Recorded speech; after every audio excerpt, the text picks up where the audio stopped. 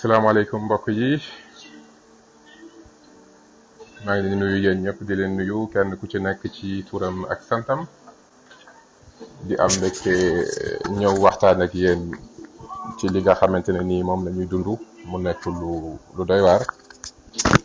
maa ngi leen di nuyu yéen ñëpp j'espère que vous allez très bien di wax rek ku dugg na partager comme ça ñëpp mën a fekkee live bi s'il vous plaît partagez-le. di leen ziar yéen ñëpp kenn ku ci nekk ci turam ak santam. Karim Diawo maa ngi lay nuyu j'espère que tu vas bien. S'il vous plaît partagez le live parce que tey dañu bëgg a waxtaan rapidement ci li nga xam ne aujourd'hui nekk na une drame pour le peuple sénégalais, nekk na une grosse difficulté pour le peuple sénégalais. Sénégalais yi di dund ay jafe-jafe yu metti ndax les inondations comme ni nga ko xamee comme niñ ko ñëpp xamee dafa am ay conséquences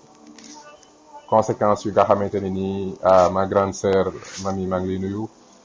dafa am ay conséquences yu graves ci suñu dund, am ay conséquences yu graves sur notre économie,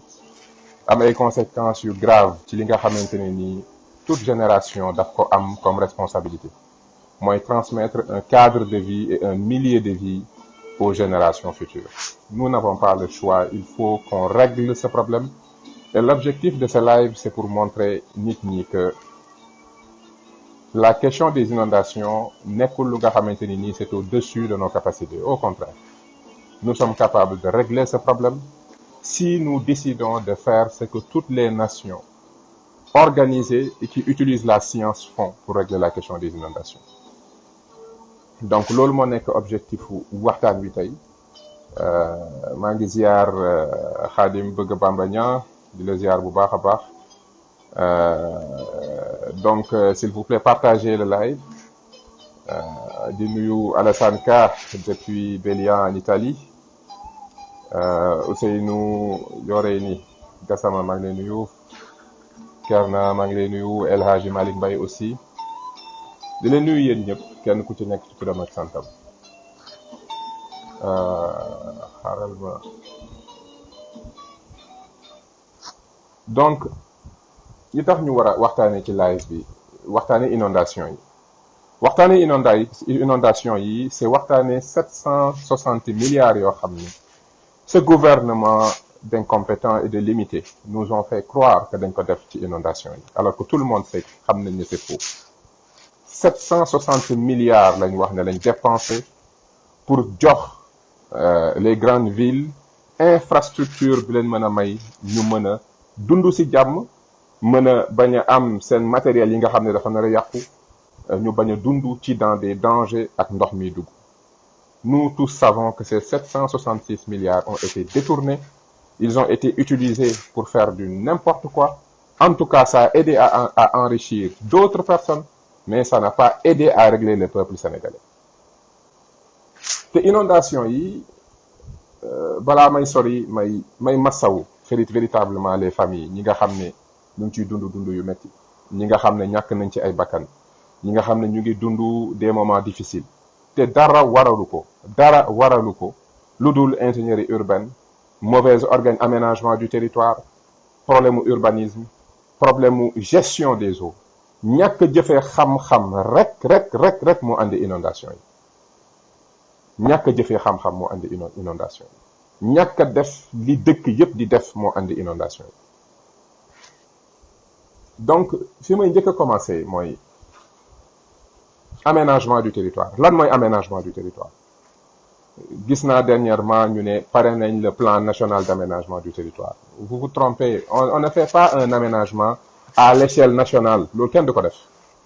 Ce qu'on fait, li ñuy génn mooy benn loi buy wax joxe les règles d'aménagement, mais on fait un aménagement au niveau des régions, au niveau des départements. C'est à ce niveau qu'on a des plans d'aménagement. Aménagement mooy permettre ñu identifier ce qu'on appelle les fonctionnalités du territoire. Territoire bu nekk dafa am fonction yu ko yàlla jox, fonction yoo xam ne mën na nekk des fonctions économiques. Zone boo xamante ne nii c'est propice aux activités économiques, zone boo xam ne dafa propice à l'industrie, zone boo xam ne zone bu nga xam ne végétation, agriculture ak nekk réceptacle des eaux moo nekk fonctionnalité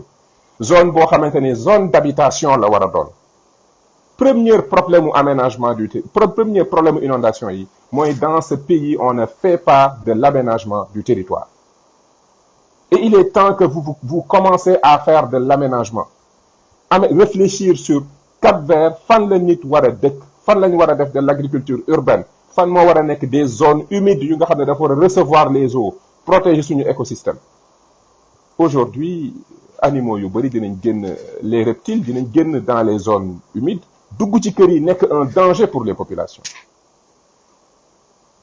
te li ko waral mooy mënuñu wax ne la science aménagement du territoire daf ñuy jox xam-xam bi nu ñu utiliser suuf si ba noppi réew mi amul une loi sur l'aménagement du territoire ba noppi loi boobu ñu jël ko demander au président de région sax di ngeen ko ça c'est l'une des bêtises encore que vous avez fait loi boobu département du ko appliquer maire yi duñ ko appliquer premier problème décentralisation premier problème inondation mooy le fait que vous avez enlevé des acteurs de la décentralisation ñu am rôle bu ñu mën a jouer au niveau des inondations te loolu tant que réglé wu leen ko tant que décentralisation joxu leen ko rôle bi nga ko war a jox on aura toujours des problèmes d'écoulement des eaux donc premier problème bi nga xam ne moo tax tey sénégalais yi sonn mooy vous refusez de faire de l'aménagement du territoire vous refusez de voter une loi qu'on appelle la loi sur l'aménagement du territoire durable et la loi sur l'urbanisme ba noppi demander toutes les municipalités que ñu appliquer ko duñu toog fii di xaar ba ay 2024 dañ leen di wax tout de suite ce qu'il faut faire pour aider les Sénégalais les solutions d'urgence du régler dara il faut que ngeen nangu def de l'aménagement buy jël en compte le développement durable aménagement bu nekk en lien ak urbanisme parce que aménagement ak urbanisme dañoo lié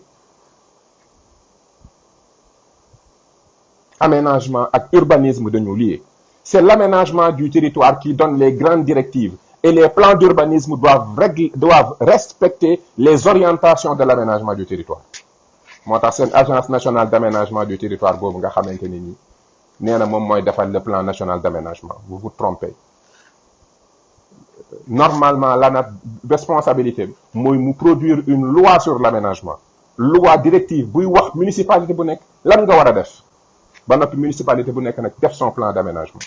les régions di def aménagement les départements di def deuxième niveau d'aménagement les municipalités def des plans d'urbanisme pour respecter li aménagement du territoire wax mooy fan la nit war a dëkk fan lañ war a def des zones d'industrie fan moo war a nekk des zones humides fan la ndox war a jaar loolu mooy aménagement du territoire c'est réfléchir sur les fonctionnalités actuelles et futures du territoire ça bu ngeen ko deful comment vous voulez que les gens puissent nekk ci jàmm su fekkente ne nous n'utilisons pas l'aménagement du territoire pour définir la planification naka ngeen bëggee nit ñi ñu seen wàllu bopp xam fu ñu war a dëkk ak fu ñu warul dëkk ñun ñoo war a légiférer sur comment on aménage et que les municipalités régions départements ak communes maintenant ñoom ñu defar des plans d'aménagement des plans d'urbanisme yuy appliquer les orientations générales de l'aménagement du territoire c'est comme ça que ça marche li may wax nii bu ngeen tapé loi sur l'aménagement du territoire et de l'urbanisme Canada di ngeen gis ce dont je vous parle la loi permet de donner des orientations les grandes orientations comment on aménage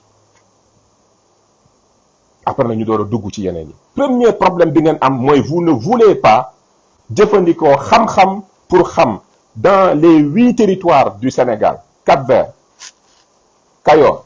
Waalo Bundu Fouta Jolof Sine Saloum Casamance et le Baol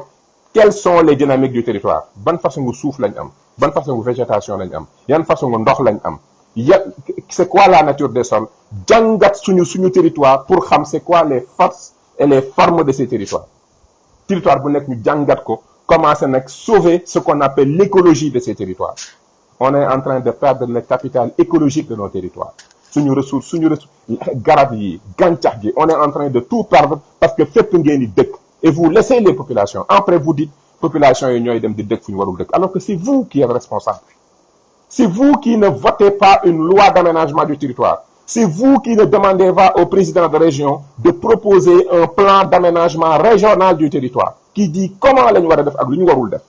nit ñi suñu xamul li ñu war ak li ñu warul comment voulez-vous que les gens xam fu ñu war a dëkk ak fu ñu warul dëkk. C'est vous qui êtes responsable. Ce sont ceux qui nous ont précédés ñoo am cette responsabilité de faire de la planification, de faire un encadrement de l'espace et de dire aux présidents de région, aux présidents de département et aux présidents et aux municipalités, faites des plans d'urbanisme qui respectent les zones d'habitation et les zones non habitables, qui respectent surtout le plan d'écoulement des eaux. Loolu mooy premier problème, l'aménagement du territoire. Vous ne voulez pas xam-xam bëggu leen ci dara. Vous ne voulez pas aménager et c'est la cause principale de nos difficultés parce que vous refusez xam-xam jëfee xam-xam yor réew teg ko ci xam-xam vous ne voulez pas ça. Deuxième problème bi mooy urbanisme parce que même boo aménager bu fekkente ne sur le Cap-Vert on a le plan d'aménagement du Cap-Vert qui nous dit quelles sont les zones humides quelles sont les zones d'habitation fan le littoral bi nekk fan la dëkkuwaay war a yem quels sont les grands axes de transport quelles sont les zones nga xam ne industrie moo fa am solo quelles sont les zones yi nga xamante ne ni dañ ko war a def ce qu'on appelle les espaces verts végétation buy permettre à la ville de respirer quels sont les plans de circulation loolu la plan d'aménagement bu Dakar tey waroon a proposer mais après au niveau de chaque municipalité mais il faut que le président de département et les maires votent ce qu'on appelle des plans d'urbanisme plan d'urbanisme yooyu ñoom ñooy définir quelle est la taille des routes kër yi nan lañ war a toll ndox mi fan la war a jaar ce qu'on appelle le plan de ruissellement des eaux parce que dëkk bu nekk am na niveau bu mu am par rapport ak maire am na penchant yu am il faut municipalité bi xam ne man sama maire bi xam ne man sama municipalité ndox mi su wàccee fii lay jaar fii lay duggee ci égout bii wala égout bële mais si vous ne voulez pas jël urbanisme jël benn ministre jox ko ne ko yow yaay def urbanisme alors que urbanisme c'est une compétence bu nga xam ne dañ ko war a transférer aux collectivités locales tant que l'aménagement du territoire et l'urbanisme ne font pas l'objet de plans yu nga xam ne dañ koy appliquer dans nos quartiers comment parce que plan d'urbanisme day dem ba di la wax comment on fait une rue plan d'urbanisme da lay wax fan la rue bi nar a toll est-ce que war na am trottoir est-ce que diggante kër yi ak trottoir bi war na am suuf su war a naan ndox mi plan d'urbanisme ne da dem ba de ne zone bii zone inondable la léegi nit ñi dëkk fii bu leen di tabax da ngeen war a bañ a dër lépp parce que il faut que ngeen naan ndox mi plan d'urbanisme day nekk ce qu'on appelle coefficient d'occupation du sol plan d'urbanisme day dem ba day xam par rapport aux rues ban rue moo war a permettre l'écoulement des eaux ba ndox mi nag ruisseler mën a génn parce que suuf si mënta naan ndox mépp il faut que ndox muy ruisseler dem ci benn zone bi war a capter wala dem ci ndox mi le plan d'urbanisme permet le ruissellement de l'eau mais su fekkente ne lépp ngeen dër benn municipalité mënu la génne ne la lii mooy sama plan d'urbanisme dans mon plan d'urbanisme voilà comment l'eau doit écouler donc nañ tabaxee nii buñ tabaxee nii tëli buñ ko tabaxee léegi benn municipalité amu ko les maires lañu war a jox compétence su plan d'urbanisme yi parce que sinon te dina vous allez voir plan d'urbanisme day dem ba day identifier les bâtiments à risque pour xam bâtiment yi nga xamante ne nii mi ngi nekk en ruine foog ñu génne nit ñi sinon léegi mu am problème mais léegi da ngeen a bëgg a centraliser lépp des milliers de ministre aménagement ministre urbanisme te aménagement ak urbanisme nekk ay compétences nekk compétences yoo xam ne dëkk boo dem dañ ko décentraliser léegi lañ leen di wax li ngeen war a def il faut commencer par ça bi ci topp ndox même bu fekkente ne def nga aménagement bu baax def nga plan d'urbanisme pour xool dëkk bi ni nga ko war a arranger pour ndox mi di ruisseler mais ndox mi mënta rek mel ni benn fleuve gis ngeen cité kër góor gi ndox mi di écouler di dem non il faut ngeen am ay canalisation yi am na canalisation nga xam ne c'est le maire qui doit faire canalisation yi nga xam ne ñoo war a dem ci canalisation bu mag bi nga xam ne c'est le président de département moo ko war a defar mais aussi le président de région moom moo am responsabilité dans son territoire de ce qu'on appelle les grands égouts des régions c'est ça la vérité il vous faut 3 niveaux de canalisation yi nga xam ne maire bi mooy lijjanti égout yi nekk dans sa ci commune yi nga xam ne moo ko ci quartier yi nga xam ne moo ko war a permettre ndox mi di fa jaar mais maire bi mënut a régler problème mu égout présidence de la république warul nekk fii di toppatoo ay égout ministre warta nekk fii di toppatoo ay égout le président de région tey ku mel ni Khalifa Sall bu nekkoon maire de Dakar Barthélémy Dias tey mu rôle moo nekkoon buñ ko bu on était dans une décentralisation sérieuse mu lancer les grands projets des égouts de Dakar égout nga xam ne mooy loo xam ne li ma leen di wax nii bu ngeen ko bëggee vérifier tapez sur internet l'histoire des égouts de Montréal gi ma nekk il y a un livre qui a été écrit sur l'histoire des égouts de Montréal parce que Montréal amul woon ay égouts te ndox da ko wër problème mu santé commencé am problème mu inondation commencé am ville bi sonn il a fallu que nit ñi toog génne xaalis bu bëri gas dëkk bi def ay égouts yoo xam ne nit mën na ci wàcc oto mën na dugg ci biir égouts yi nekk ci biir bi Montréal tapez sur internet l'histoire des égouts de Paris ngeen xool égouts yi nekk biir Paris daanaka c'est une ville en bas de la ville te loolu du ab ministre moo koy def c'est les présidents de ville c'est les maires de ville c'est les présidents de région qui doivent lancer les chantiers des grands égouts égouts yi bu amee nag président département ak maire yi travailler canalisation yi nga xam ne ñoo war a connecté wu ci loolu voilà 3e point bi ngeen am problème l'investissement qu'il faut dans les infrastructures d'écoulement des eaux, que ce soit des égouts de niveau 1 par les communes, de niveau 2 par les départements et les grands égouts par les grandes villes. 4e problème bi ngeen am mooy problème mu traitement des eaux ndox moomu nag léegi su ma aménagé ba xam fu ma war a dëkk fu ma warul dëkk ba ma urbaniser ba faciliter le ruissellement et l'absorption de l'eau ma def nag samay canalisation à 3 niveaux buy permettre le drainage des eaux léegi ndox mi su ma ko andee yenn espace yi qu'est-ce que j'en fais? Est-ce que c'est pour l'agriculture? Est-ce que c'est pour des zones d'espace vert yoo xamante ne dafay nekk des petits bois au niveau des villes? C'est ça qu'il faut. ci lii ma wax nii mënu leen ci changer dara et vous avez intérêt à commencer à appliquer ce qu'on va vous dire parce que adduna bi léegi dañu nekk ci changement climatique yooyu ñu jëm day continuer ndox mi du arrêter l'humidité va être de plus en plus importante croissance urbaine bi va être de plus en plus importante donc si on ne s'arrête pas tout de suite pour faire des lois de réaménagement du territoire def ce qu'on appelle de la restructuration urbaine lancer les travaux étudier l'écoulement des eaux dans toutes nos communes xool nan la ndox mi di écouler identifier zones yi ñu war a def nos canalisations de premier niveau de 2e niveau pour aller dans les grands travaux de l'égout de Montréal les grands travaux des égouts de Dakar. Je vous le dis, ceux qui marqueront l'histoire des inondations au Sénégal mooy ñi nga xam ne ils lanceront les travaux des grands égouts de Dakar parce que toutes les grandes villes sont passées par là. Toutes les grandes villes ont été rattrapées par la mauvaise organisation. Toutes les grandes villes ont été rattrapées par un mauvais aménagement du territoire. Toutes les grandes villes ont été rattrapées par une croissance urbaine non contrôlée. Toutes ces grandes villes ont été obligées d'opérer à des corrections, de réaménager, de restructurer, de faire les investissements qu'il faut pour écouler les eaux et faire des espaces humides qui permettent à la ville de pouvoir respirer. Mais là, les gens sont en train de souffrir. Ils souffrent plus tard parce que vous êtes incompétents. Parce que vous ne voulez amulen courage ou xamné li mo war, ça va être difficile, ça va prendre 10 ans, mais il faut le faire. Et pourtant, autant vous manquez de courage pour def li nga xamné ngeen wara def, autant ça ne vous gêne pas, ngeen tungagne 766 milliards. Et vous osez nous faire croire que vous avez mis 766 milliards dans la gestion des inondations. Inondation, dara réglé ko dudul, des cabinets d'ingénieurs qui vous disent c'est quoi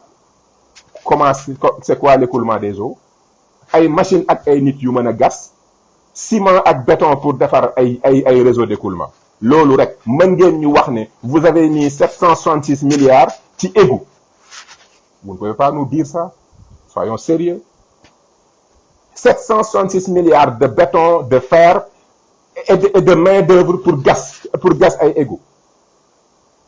Defar ay canalisations de quartier, des canalisations de deuxième niveau et des grands égouts. Vous osez nous dire que vous avez dépensé 766 milliards dans ça?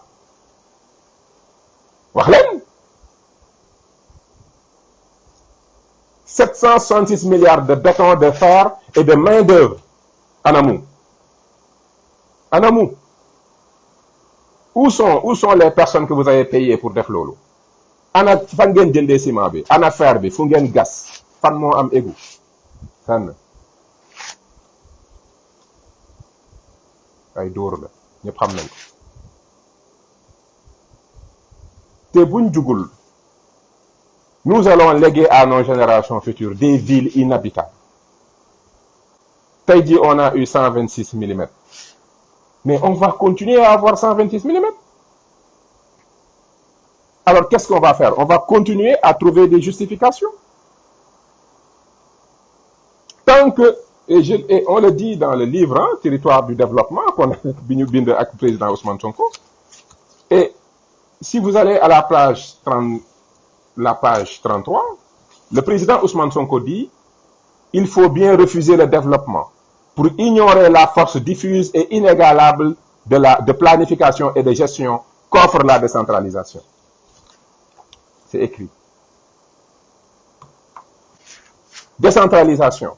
moo leen mën a permettre sur l'ensemble du territoire, hein, sur l'ensemble du territoire,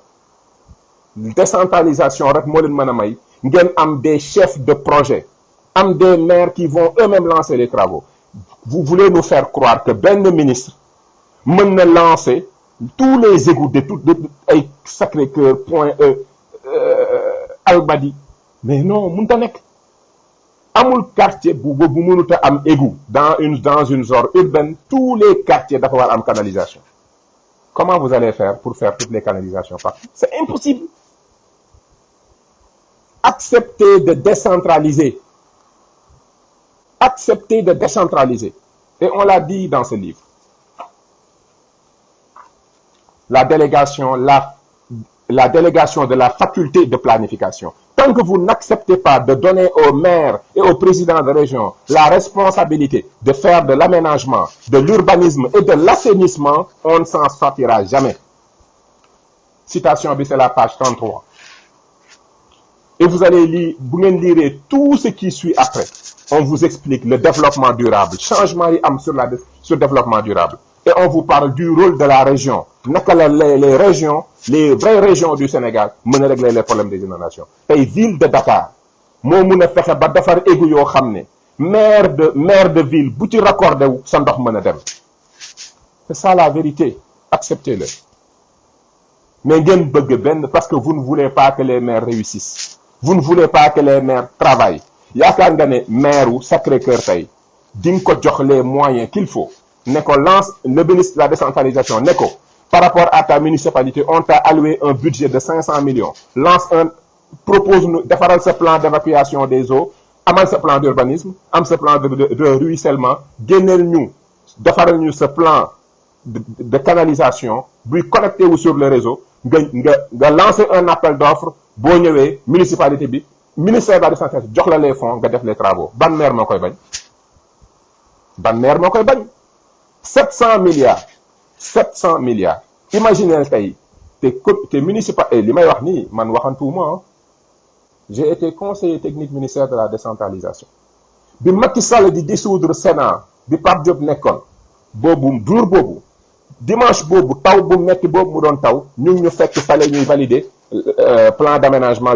stratégie nationale de développement territorial. J'étais boobu laa proposé le PLARSI plan bu nga xam ne on va utiliser les municipalités pour être les chefs de projet de l'ensemble des infrastructures et de la planification bi war a régler les inondations. Mais réew moo xam ne président boo xam ne boo proposé xam-xam mu andil la pexe te waa Touba aussi nañ jóg bu yeboo waa Touba nañ teg sur la table ne dañu bëgg des égouts de Touba, des vrais égouts pour Touba parce que Touba tam problème boobu lay amee. Croissance bu doy waar moo am Touba croissance bu extraordinaire ñëpp murid yëpp a ngi bu ñu amee tabax Touba aucune canalisation foofu tam problème bu rëy lañ jëm nit a doomu aadama gis nga bu fekkente ne jëfandikoowul milieu de vie bi ni mu ko war a jëfandikoo milieu de vie boobu dafay lor mode de vie am déglu leen bu baax li may wax il y a un lien entre ce milieu de vie sa mode de vie sa cadre de vie ak sa niveau de vie nit ki yàlla bu la bindee jox la sa mode de vie jox la culture jox la say valeur il faut que nga góorgóorlu jëfandikoo xam-xam pour comprendre ce milieu de vie ba noppi construire ce cadre de vie bu lay permettre nga am le niveau de vie qu'il te faut tey gis ngeen taximan yi seen oto ya gis ngeen borom kër yi seen matériel ya gis ngeen alal bi ñu perte tey ce qu'on a perdu en termes de niveau de vie lan moo ko andi parce que nous avons mal géré notre cadre de vie nous avons construit un cadre de vie qui n'est pas adapté à notre milieu de vie parce que jëluñu en compte les éléments de la nature jëluñu en compte forme des sols jëluñu en compte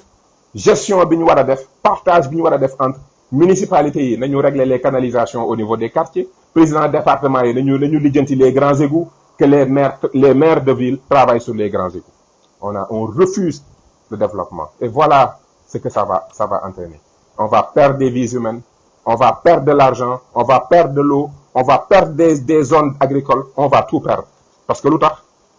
xam-xam zéro politique rek pour génn ci problème bi parce que bëgguma live bi gudd pour génn ci problème bi il faut qu'on accepte tout de suite de donner au Sénégal jox Sénégal une loi sur l'aménagement et l'urbanisme ñaari loi yooyu dañoo war a bokk c'est une même loi l'aménagement détermine l'urbanisme mais loi boobu dafa war a nekk loi boo xam ne toutes les collectivités locales dañ ko war a appliquer toutes les collectivités locales nan lañ koy appliquer collectivités locales yépp dañu war a am seen plan d'aménagement au niveau des départements commune bu nekk am son plan d'urbanisme et ces plans d'aménagement et d'urbanisme dafa war a permettre ñu wax fan la nit di dëkk fan la oto di jaar fan la zone industrielle war a nekk fan la nit ñu war a dëkk fan mooy les zones à risque ba noppi municipalité bu nekk définir le plan de ruissellement de l'eau naka la ndox di écouler ci municipalité mu définir quels sont les travaux yi mu soxla on n'attendra pas 2024 pour vous dire comment on gère ce problème te loolu buñ ci jubloo en 10 ans le peuple sénégalais peut régler ce problème inondation c'est du ciment c'est des bétons c'est des bras pour defar ay égouts c'est tout ce qu'il faut faire jàng la nature des sols toppali xool ndox mi ruissellement nature des sols xam écoulement bi nu mu mën demee ak yan infrastructure la ñuy def pour faciliter cet écoulement mais nag je vous le dis hein déglu leen bu baax li may wax il ne servira à rien de faire des infrastructures si vous ne faites pas de l'aménagement du territoire il ne servira à rien de faire des zones de captage ak yeneen infrastructure si vous ne faites pas de l'urbanisme xam-xam moo war a jiitu aménager urbaniser faire des canalisations régler le ruissellement li ma wax ni kenn du ko wedd allez dans toutes les grandes villes que vous voulez vous allez voir que loolu moo fa nekk bu leen ko tàyyi man du ma waxantu tapez sur internet l'histoire des égouts de Montréal vous verrez un ouvrage boo xam ne daf lay raconter pourquoi Montréal à un moment donné ils étaient obligés taxaw génne xaalis bu bare defaral leurs égouts et je suis sûr qu'avec 770 milliards mais on aurait eu les meilleurs égouts au monde sauf que xaalis bi mi ngi seen poche yi xaalis bi vous l'avez fait partir un peu partout xam nañ fu xaalis bi nekk mënu leen ñu wax ne vous avez dépensé 766 milliards c'est faux génne leen des factures de main-d'œuvre des factures de béton et de ciment payées à des entreprises d'un total de 766 milliards génne leen ko je défie le gouvernement de Macky Sall de nous sortir des factures effectives qui montrent que vous avez dépensé 766 milliards en main-d'œuvre en ciment en béton et en travaux génne leen ko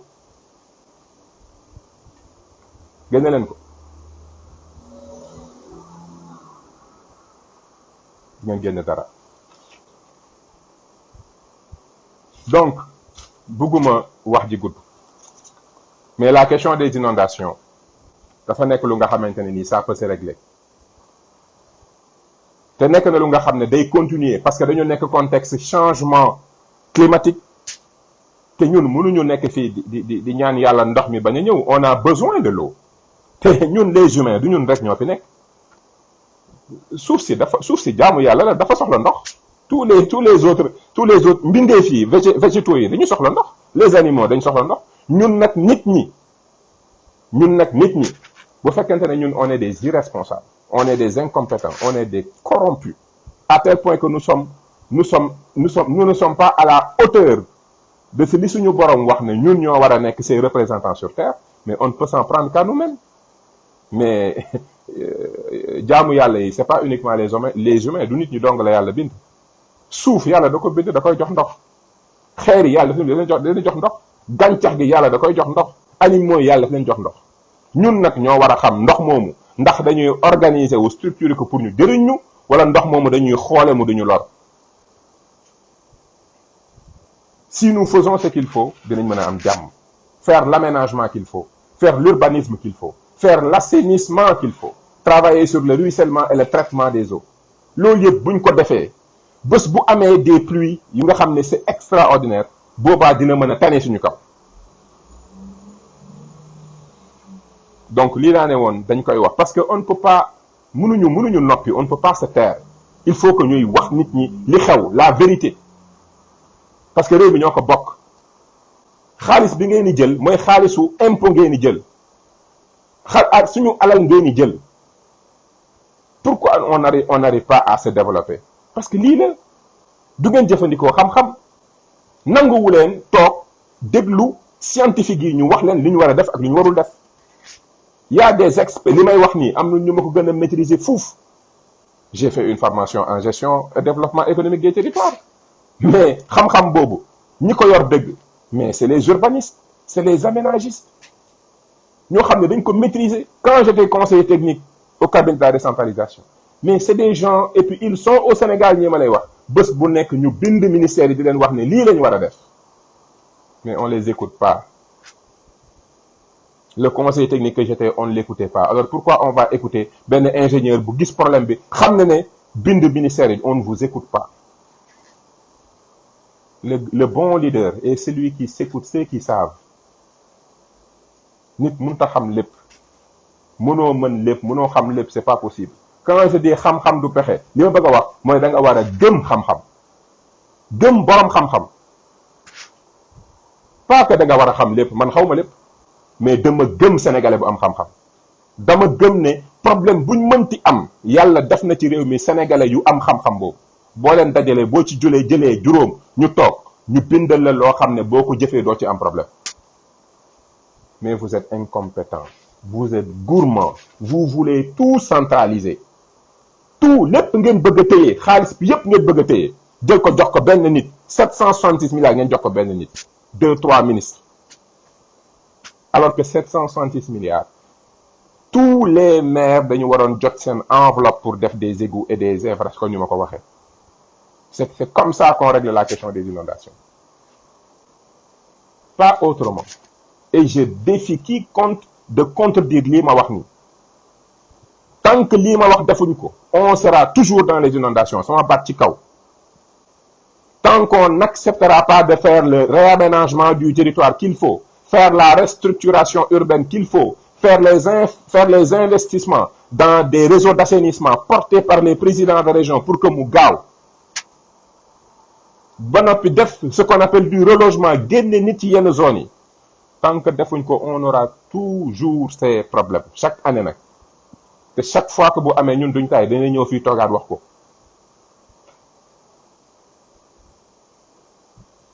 donc loolu laa amoon lu may wax di ziar ñëpp di jéggalu ci ton bi pour kilifa yi nga xam ne ñun ñuy topp saa su ne bu dee am na lu ci dëng mais di ziar ñëpp di leen wax encore une fois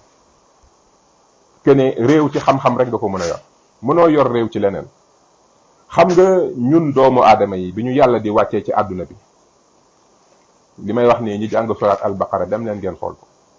yàlla def ne damay defar àdduna damay wàcce nit ñi malaaka yi ne ko ñi ngi fi nar a andi ñaar lañ fi nar a nekkee jaay doole ak tour deret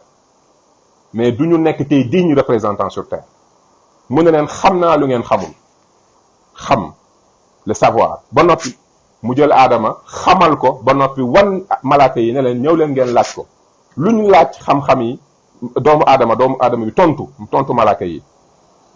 wan yàlla ne leen man xam naa lu ngeen xamul ils seront mes dignes représentants lu tax ñu nekk les dignes représentants parce que dañu war a jëfee xam-xam les dignes représentants de Dieu sur terre mooy doomu aadama yi nga xam ne xam-xam la ñuy jëfe xam-xam lan moo tax tubaab yi raw ñu lu tax tubaab yi raw ñu parce que domaine bu nekk la ca borom xam-xam yi wax la planificateur yi di planifier exécuter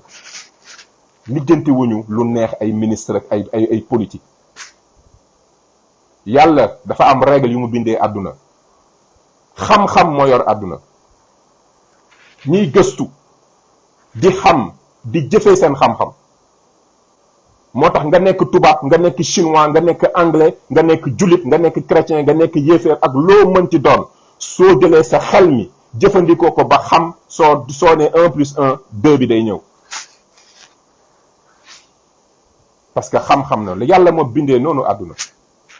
donc suñu buggee ñun génn ci ndóol gi ñu metti gi ñu nekke jafe-jafe yi metti yi ñu nekke nañu commencer en tant que nation ñuy jëfee xam-xam ñu organiser wu teg suñu lépp ci xam-xam xam-xam bokkul ak pexe balaa ngaa xam ne bokkul ak pexe ngay sàkku xam-xam ci loo amul pexe ay problème rek ngay am donc Macky Sall gis nga lii ma wax nii que ça te plaise ou non tant que appliqué wu leen ko du ngeen ci génn te kenn mun ko dindi li ma wax ni kenn du ko dindi les régions doivent porter les plans d'aménagement et de développement des régions les régions doivent porter loolu c'est comme ça que ça marche partout alors appliquer leen loolu te ngeen may Sénégalais yi jàmm may wax nag tous les patriotes génn nañ ci élection législative yoo xamante ne nii yàlla wan nañu ne réew mi ñoo fi ëpp doole législative dong la woon de nous sommes à plus de 50%. kenn ku ci nekk na préparer les présidentielles que chacun se prépare pour les présidentielles kenn ku ci nekk na wax ak ay mbokkam Ousmane Sonko ñu teg ko ci bopp réew mi loolu la yàlla dogal ñun ñëpp ñu topp ci ginnaawam liggéey réew mi teg ko ci xam-xam sénégalais bu am xam-xam bokk nga sénégalais bu nangoo jëfee xam-xam bokk nga alal réew mi ñu def ko ci doomu aadama yi waxtaanee lépp teg lépp ci xam-xam xam-xam xel bu mu dugg nga xam ne lu correct la teg réew mi ci xam-xam kese loolu Ousmane Sonko woote buñ fi nekk di jaay ay jalousie compliqué dugg na fii génn fii loolu yëpp ay débat la ñun ñëpp ci ginnaaw ñu ànd nekk une seule nation xam ñun ñooy kan reconstruire suñuy identité revaloriser suñu peuple reconstruire rebâtir les vrais types de sénégalais dabax suñu réew wan l'Afrique que le développement est possible c'est ça notre défi suñu génération loolu moo ko war leneen luñ leen fi wax ay naxa saxandang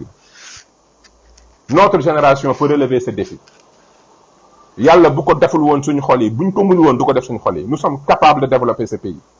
nous sommes capables d'être une première nation bi réussir le développement montrer la voie du développement aux autres pays africains mën nañ ko mais il faut que ñu jóg kenn ku ci nekk na wax ak ay mbokkam ñun ñëpp ñu dajaloo Macky Sall quelle élection présidentielle yi Ousmane Sonko au premier tour loolu lañ soxla Ousmane Sonko au premier tour 60% des votants votent Ousmane Sonko c'est ça l'objectif ni plus ni moins jaa ngeen jëf